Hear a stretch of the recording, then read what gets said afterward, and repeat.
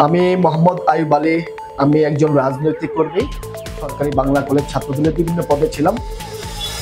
তার মধ্যে 2011 সালে সদস্য সচিবের দায়িত্ব পালন করেছি, 2016 সালে সভাপতি দায়িত্বে ছিলাম এবং ঢাকা মহানগর উত্তর যুব দলের সাবেক যুগ্ম আহ্বায়কের দায়িত্ব পালন করেছি।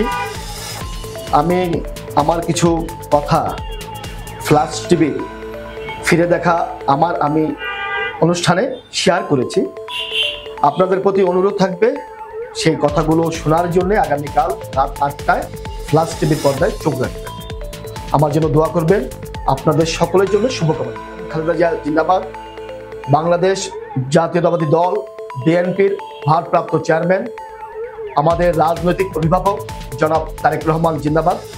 সকলকে ধন্যবাদ। আল্লাহ হাফেজ।